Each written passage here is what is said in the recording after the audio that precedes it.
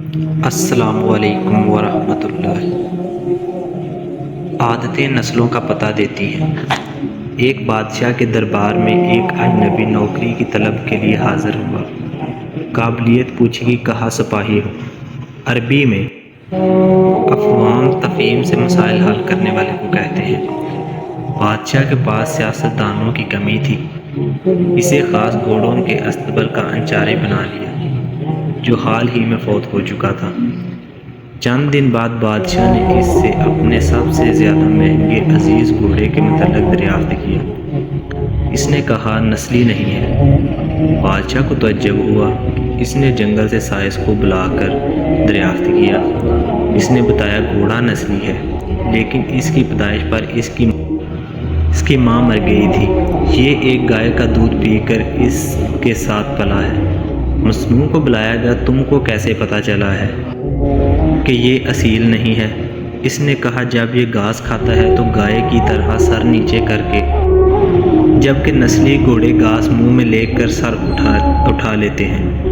بادشاہ کی فیصلے سن کر متاثر ہوا۔ مصنوع کے گھر ناج، گھی اور پرندوں کا اعلیٰ گوشت بطور انعام بھیجا۔ اس کے ساتھ ساتھ اسے ملکہ کے محل میں تعینات کر دیا۔ چند دنوں بعد بادشاہ نے مصاحبہ کو بیگم کے بارے میں رائے مانگی۔ اس نے کہا طور و اطوار تو ملکہ جیسے ہیں، لیکن شہزادی نہیں ہے۔ بادشاہ کے پیروں تلے زمین نکل گئی۔ حواس بحال کیے، ساس کو بلا بھیجا۔ معاملہ اس کے گوش گزر کیا۔ اس نے کہا حقیقت یہ ہے، تمہارے باپ نے میرے خامند سے ہماری بیٹی کی پیدائش پر ہی رشتہ مانگ لیا تھا، لیکن ہماری بیٹی 6 ماہ میں ہی وفات پا گئی تھی۔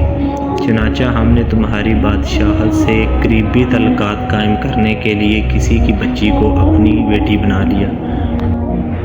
بادشاہ نے مصاحب سے دریافت کیا تم کو کیسے علم ہوا؟ اس نے کہا اس کا خادموں کے ساتھ سلوک جاہلوں سے بدتر ہے۔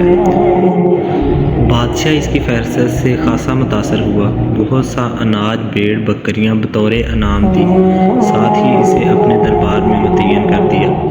کچھ وقت گزرا، مصاحب کو بلایا، اپنے بارے میں دریافت کیا۔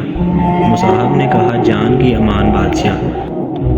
بادشاہ نے وعدہ کیا۔ اس نے کہا نہ تم بادشاہ زادے ہو، نہ تمہارا چلن بادشاہوں والا ہے۔ بادشاہ کو تاؤ آیا، مگر جان کی امان دے چکا تھا۔ سیدھا والدہ کے محل پہنچا۔ والدہ نے کہا یہ سچ ہے، تم ایک چرواہے کے بیٹے ہو، ہماری اولاد نہیں تھی تو تمہیں لے کر پالا ہے۔ بادشاہ نے مصاحب کو بلایا، پوچھا بتاؤ تجھے کیسے علم ہوا؟ اس نے کہا بادشاہ جب کسی کو انعام و اکرام دیا کرتے ہیں تو ہیرے موتی جواہرات کی شکل میں دیتے ہیں، لیکن آپ بھیڑ بکریاں، کھانے پینے کی چیزیں عنایت کرتے ہیں۔ یہ اسلوب بادشاہ زادے کا نہیں، کسی چرواہے کے بیٹے کا ہی ہو سکتا ہے۔ عادتیں نسلوں کا پتہ دیتی ہیں۔ عادتیں اخلاق اور طرز عمل، خون اور نسل دونوں کی پہچان کرا دیتی ہیں۔